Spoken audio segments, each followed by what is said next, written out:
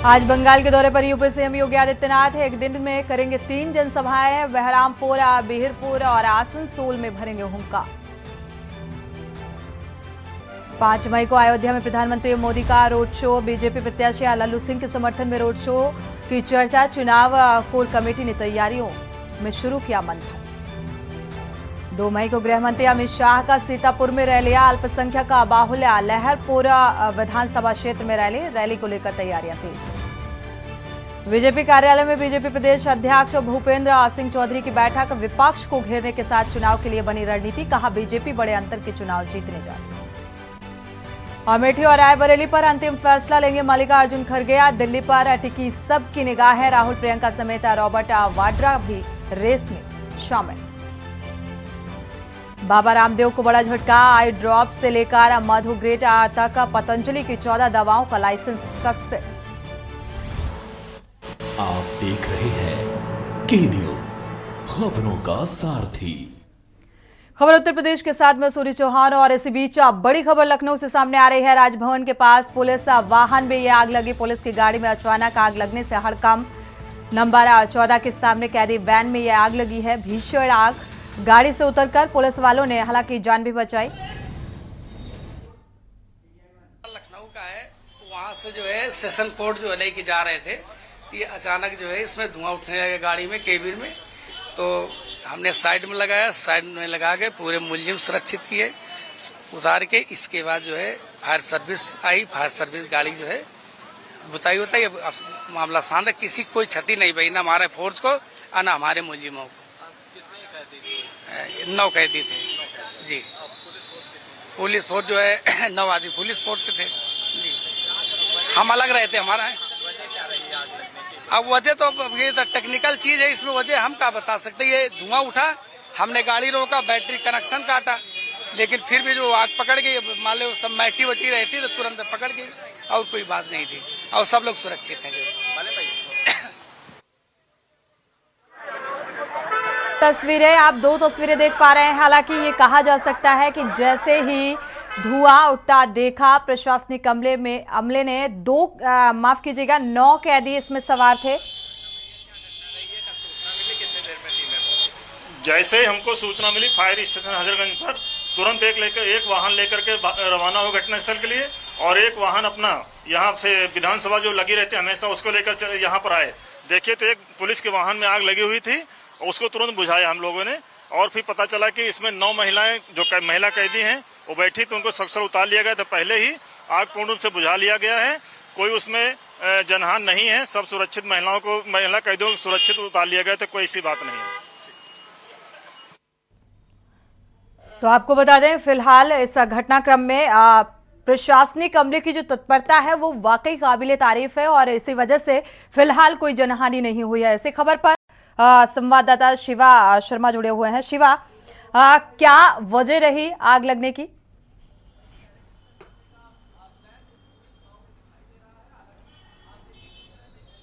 देखिए यशी, इस बात का तो स्पष्टीकरण किसी के पास नहीं है कि आखिरकार आग किस वजह से लगी है।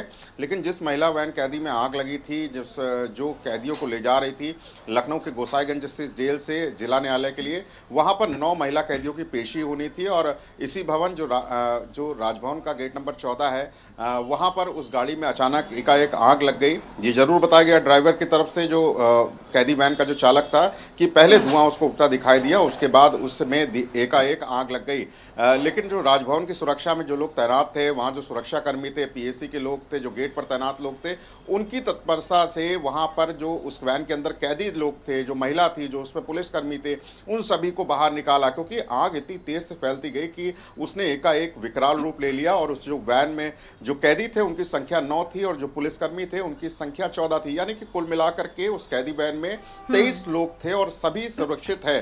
फिलहाल जब फायर ब्रिगेड जब तक मौके पर पहुंची थी, तब तक उस गाड़ी गाड़ी पे काबू पा लिया गया था, लेकिन पूरा जो पानी का जो सप्लाई था वो राजभवन की गेट से लिया गया था, राजभवन के उससे लिया था, और वहाँ के जो सुरक्षा कर्मी थे उस कैदी वैन को बचाने की पूरी कोशिश कर रहे थे कि कोई भी कैदी जले ना, कोई भी पुलिसकर्मी उसमें घायल ना हो। तो ये तमाम जो चीजें थी वो राजभवन के जो सुरक्षा कर्मी थे उनकी तत्परता से बहुत बड़ा एक हादसा होने से टला है। फिलहाल जो प्राइमरी इन्वेस्टिगेशन है, जो दमकल कर्मी है, जो पुलिस मौके पर पहुंची थी, उनका कहना था कि जो मेंटेनेंस है वो शायद बहुत बेहतर नहीं हुई होगी, इसी वजह से बिल्कुल शिवा, इसी बात को लेकर सवाल उठ रहे हैं। मैं सोनी चौहान, शिवा, अगला सवाल मेरा ये कि इसमें जो 9 पुलिसकर्मी सवार थे, 9 कैदी बताए जा रहे हैं, 9 पुलिसकर्मी, क्या अलग से भी प्रशासनिक अमले का काफिला चल रहा था जो इतनी तत्परता के साथ, सूझबूझ के साथ जो दमकल विभाग को ये अवगत कराया गया और समय रहते घटनाक्रम पर काबू पा लिया गया?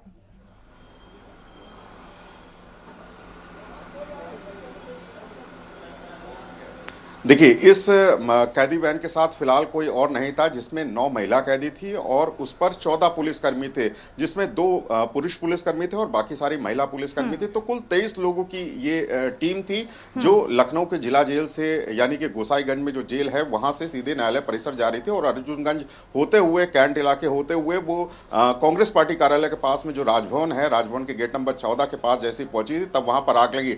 रिस्पॉन्स टाइम फायर ब्रिगेड का भी ठीक था, लेकिन आग इतनी तेज लगी, एकाएक लगी कि उसको पाने की आवश्यकता तुरंत थी। उसमें जो कैदी मौजूद थे, जो पुलिसकर्मी मौजूद थे, उन लोगों के रेस्क्यू ऑपरेशन की बहुत जल्दी तत्परता थी और इसी की वजह थी शायद कि वहां पर जो तैनात पुलिसकर्मी थे राजभवन की सुरक्षा में, जो सुरक्षा कर्मी थे, जो पीएससी के लोग थे, जो गेट पर तैनात जो अन्य लोग थे, उन लोगों ने उस कैदी वैन के लोगों को रेस्क्यू किया वहां से। और जो उनकी जो पाइपलाइंस होती हैं, जो इंटीग्रेटेड जो फायर कंट्रोल सिस्टम के तहत, उस पाइपलाइन के तहत उससे पानी लिया गया और वहां पर प्राइमा फेसी जो आग लग रही थी उसको बुझाने का पूरा प्रयास किया गया और जब तक दमकल की गाड़ी पहुंची तब तक और पानी का इस्तेमाल हुआ। तो जो रिस्पांस टाइम फायर ब्रिगेड का था वो भी लगभग ठीक था, लेकिन ये कहा जा सकता है कि जाम होने की वजह से वो थोड़ा लेट हुई। लेकिन जो एकदम अचानक से रेस्क्यू के ऑपरेशन की जरूरत थी वो राजभवन के सुरक्षा कर्मियों ने उस बात को निभाया। जो पानी की जरूरत थी वो राजभवन के जो एक समय अवधि का जिक्र किया जाए कि कितना समय लगा, जैसे ही शॉर्ट सर्किट होता है और आग लगती है उसके बाद कितने समय में इस पूरे घटनाक्रम पर काबू पा लिया जाता है?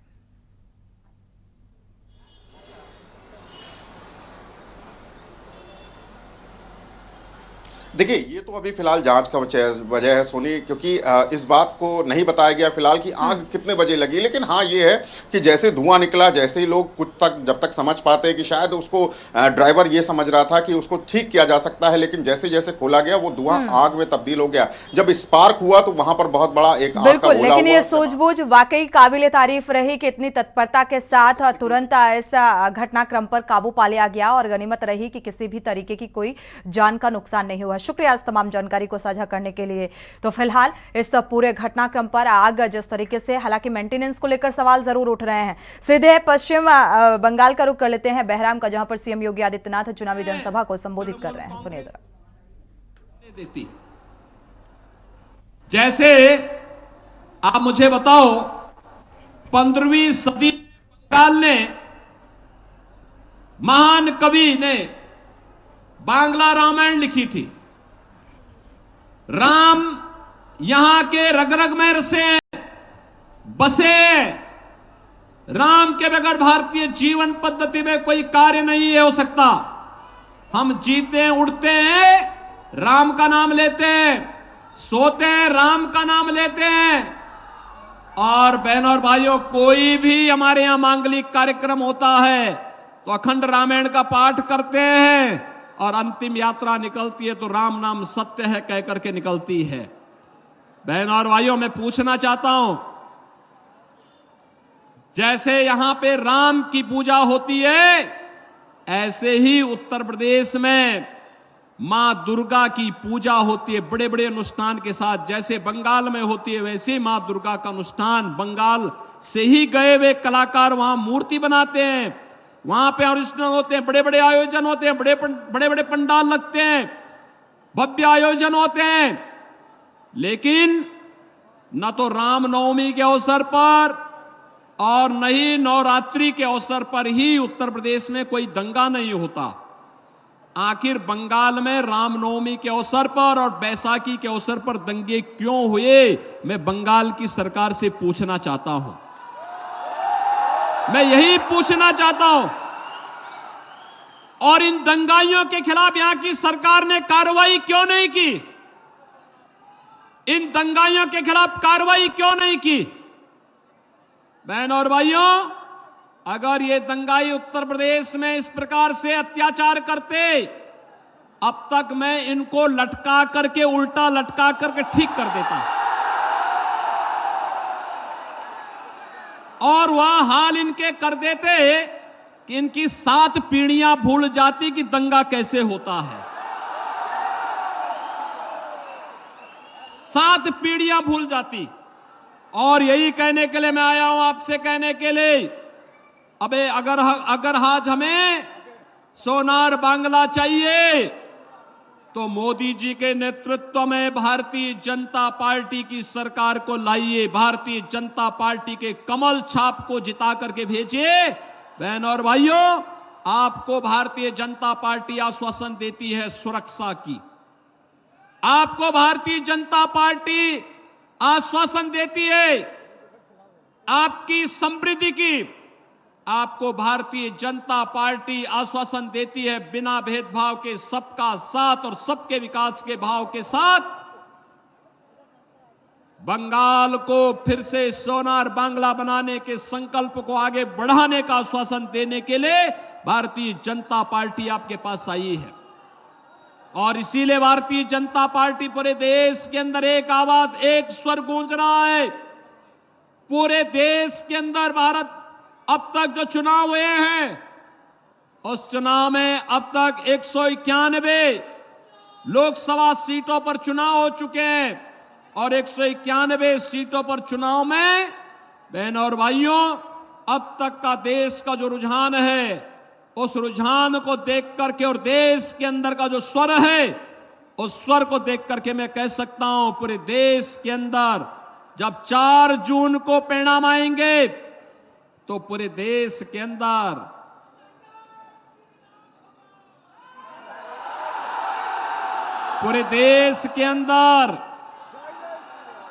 अब की बार 400 पार, अब की बार फिर एक बार मोदी सरकार, फिर एक बार मोदी सरकार फिर आ रही है। कोई संदेह नहीं, क्योंकि देश की आबादी का सबसे बड़ा राज्य उत्तर प्रदेश, 80 लोकसभा सीट हैं और 80 की 80 सीट मोदी जी के गले में 80 मनकों की माला पहनाने जा रहा है। बहनों और भाइयों, मोदी जी के नेतृत्व में भारत सुरक्षित हुआ है, दुनिया में सम्मान बढ़ा है, डेवलपमेंट के बड़े बड़े प्रोजेक्ट मोदी जी के नेतृत्व में भारत के अंदर बन रहे हैं, गरीब कल्याणकारी योजनाओं का लाभ मिल रहा है, नौजवानों को नौकरी मिल रही है। और सुरक्षा का ये माहौल बेहतर करने के लिए आज भारतीय जनता पार्टी आपको आश्वासन देती है कि रामनवमी और बैसाखी के अवसर पर दंगा करने वाले या संदेश खाली की घटना के लिए जिम्मेदार इन गुंडों को सजा दिलाने का काम भी भारतीय जनता पार्टी करेगी। भारतीय जनता पार्टी आपको इस बात के लिए आश्वस्त करती है, एक बार फिर से मोदी जी के नेतृत्व में सरकार बनने दीजिए और रामनवमी के अवसर पर आपकी आस्था के साथ खिलवाड़ करने वाले जो भी लोग थे, उन लोगों को सबक सिखाने के लिए फिर एक बार मोदी सरकार आवश्यक है। और इसीलिए भारतीय जनता पार्टी आपके पास आई है कि भारतीय जनता पार्टी को भारी बहुमत से विजयी बना करके यहां से भारतीय जनता पार्टी ने डॉक्टर निर्मल कुमार शाह को अपना प्रत्याशी बनाया है। बहनों और भाइयों, निर्मल कुमार शाह ये भारतीय जनता पार्टी के प्रत्याशी हैं और मेरी आप सबसे विनती होगी, सबसे अपील होगी कि डॉक्टर निर्मल कुमार शाह कमल चुनाव चिन्ह के साथ, कमल चुनाव चिन्ह भी ये मां लक्ष्मी का आसन है। मां लक्ष्मी को लेके, मां लक्ष्मी आपके घर में समृद्धि लेकर के आएगी, समृद्धि लेकर के, यानी सोनार बंगाल बनाने के लिए भारतीय जनता पार्टी आवश्यक है।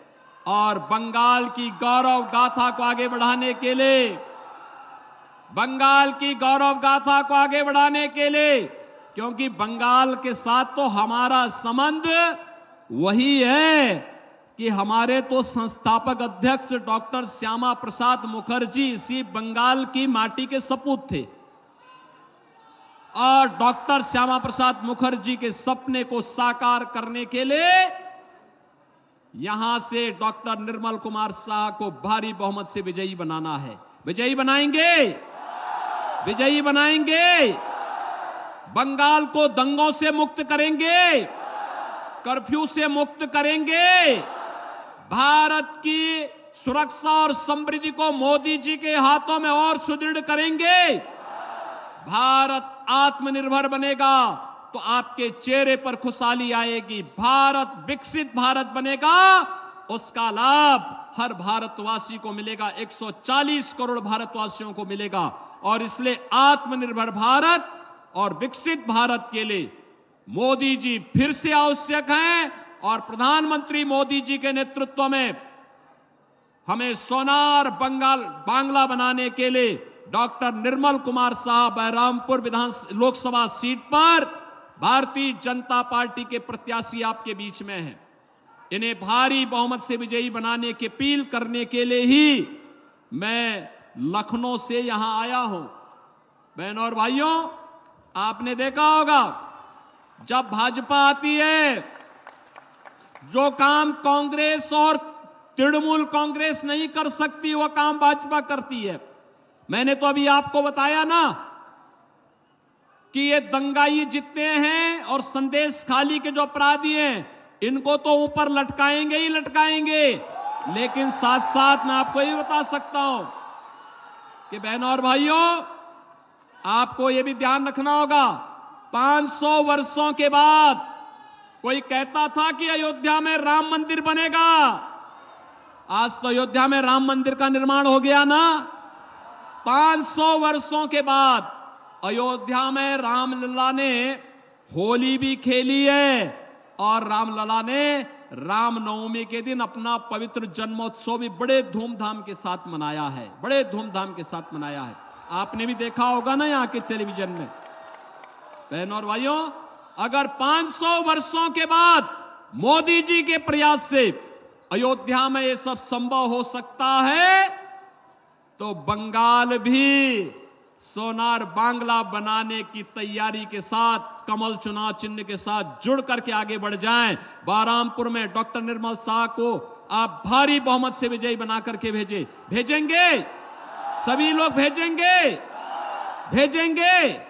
लेकिन बहनों और भाइयों, इसके लिए मोदी जी का एक संदेश लेके आपको जाना पड़ेगा घर घर। और मोदी जी का यह संदेश कि आप सभी मतदान के दिन मतदान जरूर करें, हर एक व्यक्ति को मतदान स्थल पर जरूर लेके जाएं। डरने की आवश्यकता नहीं। भारत निर्वाचन आयोग आपकी सुरक्षा की पुख्ता व्यवस्था करेगा। माताओं और बहनों को विशेष रूप से मैं कहूंगा, वे खूब धूमधाम के साथ, जिस उत्साह के साथ आज आप यहां मेरे कार्यक्रम में आए हैं, इसी उत्साह के साथ आप मतदान करने के लिए जाइए। मोदी जी का संदेश घर घर पहुंचाइए और कहिए सोनार बांग्ला के लिए मोदी को फिर से प्रधानमंत्री बनाना है। सहमत हैं? डॉक्टर निर्मल कुमार शाह इधर आओ, मेरे साथ फिर बोलेंगे, भारत माता की, भारत माता की, भारत माता की, वंदे वंदे वंदे, जय श्री राम, जय जय श्री राम। तो पश्चिम बंगाल से ये तस्वीरें सामने आ रही हैं जहां पर चुनावी जनसभा को संबोधित करते हुए नजर आए सीएम योगी आदित्यनाथ, क्योंकि चौथे चरण में मतदान होना है। 13 मई को वोटिंग होनी है पश्चिम बंगाल की। आपको बता दें 42 लोकसभा सीटों पर मतदान की प्रक्रिया और चौथे चरण को लेकर ये चुनावी शोर नजर आया, क्योंकि यहां पर त्रिकोणीय मुकाबला देखने को मिल रहा है टीएमसी, कांग्रेस और भारतीय जनता पार्टी के बीच। बढ़ते आगे, इस बीच लखनऊ से अहम खबर सामने आ रही है। राजनाथ सिंह ने की है मौलाना कल्बे जव्वाद से मुलाकात और कल्बे जव्वाद ने राजनाथ सिंह को दरगाह का धागा बांधा है। शिया सेंट्रल वक्फ बोर्ड के अध्यक्ष आलिया जैदी मौजूद रहे। इस बीच बीजेपी नेता अमीला शम्सी भी मौजूद रहे। तो इस मुलाकात के दौरान मौजूदगी और शिया सेंट्रल वक्फ बोर्ड के अध्यक्ष आलिया जैदी की मौजूदगी भी रही ये मुलाकात, और बीजेपी नेता अमीला शम्सी भी मौजूद रहे इस मुलाकात के दौरान। रक्षा मंत्री से ये मुलाकात, मौलाना कल्बे जव्वाद की ये मुलाकात, और यहाँ पर दरगाह का धागा भी बांधा। तो ये धागा बांधते हुए तस्वीरें भी सामने आ रही हैं।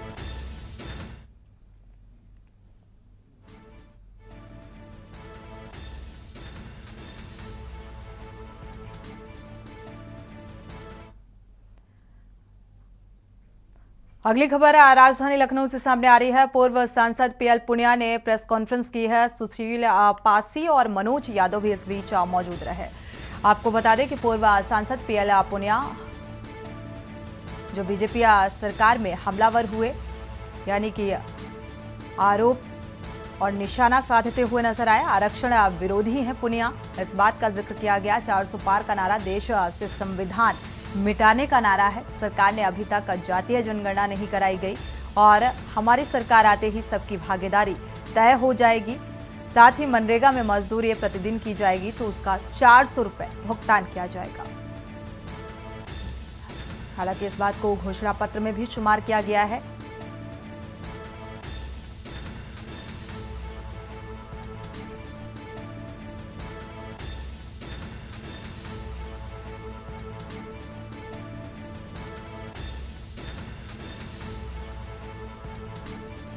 तो पूर्व सांसद के चुनावी बयान सामने आए।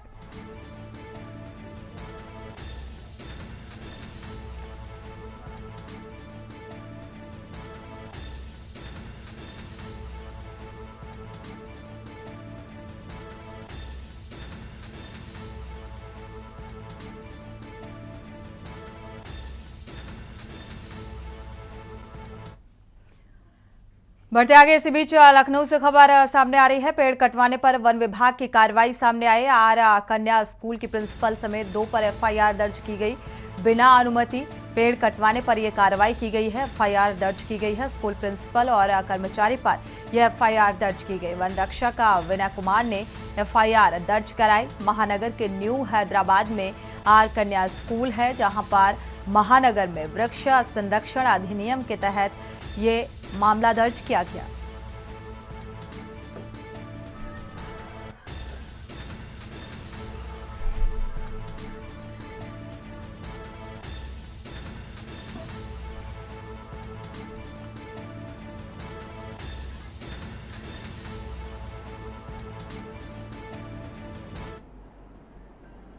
और इसी बीच लखनऊ से खबर सामने आ रही है। डीजी रैंक के 2 आईपीएस अफसर आज रिटायर होंगे। सीबीसीआईडी के डीजी आनंद कुमार आज रिटायर होंगे और आनंद कुमार 1988 बैच के आईपीएस हैं।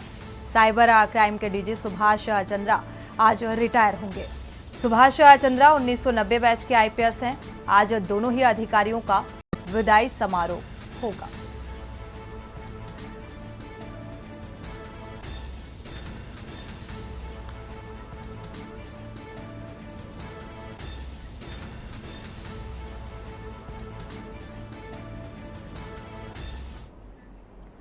और इसी बीच बिजनौर से खबर है। बिजनौर जिले में गुलदार का आतंक रुकने का नाम नहीं ले रहा है। गुलदार के हमले से अब तक दर्जनों लोग घायल हो चुके हैं। गुलदार के खौफ के चलते लोग अब खेतों में काम करने से भी डरने लगे हैं। आबादी वाले क्षेत्र में गुलदार को पकड़ने के लिए इस दौरान गुलदार ने जाल लेकर दौड़ रही वन विभाग की टीम पर ग्रामीणों पर हमला कर दिया और वन रेंजर प्रदीप कुमार शर्मा गंभीर रूप से इस बीच घायल हुए, अस्पताल में भर्ती कराया गया।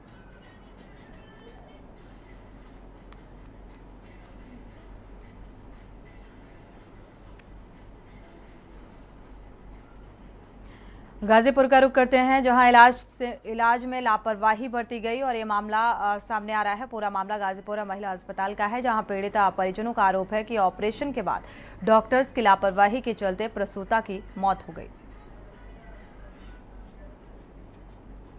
दिल्ली का रुख करते हैं, भगवंत मान क्या कुछ कह रहे हैं पंजाब के सीएम, सुनते हैं।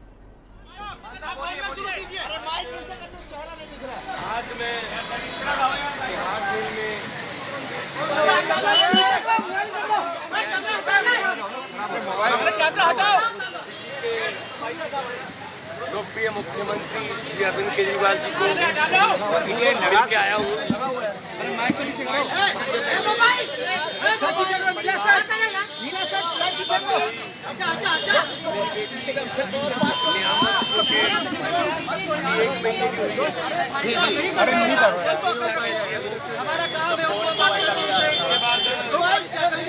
पंजाब के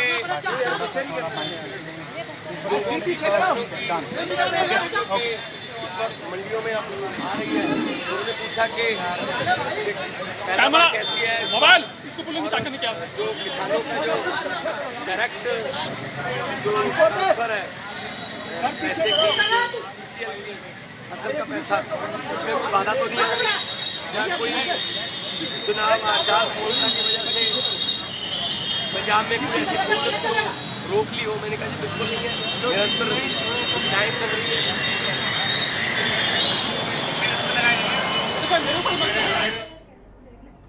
तो फिलहाल आप पंजाब के सीएम भगवंत मान को सुन पा रहे थे, देख पा रहे थे, क्योंकि दिल्ली जो सीएम है अरविंद केजरीवाल वो जेल में इस वक्त बंद है। उनसे मुलाकात के बाद मीडिया से मुखातिब होते हुए नजर आए। इसी के साथ खबर उत्तर प्रदेश में इतना है। आगे खबरों के लिए आप देखते रहिए के न्यूज़ इंडिया।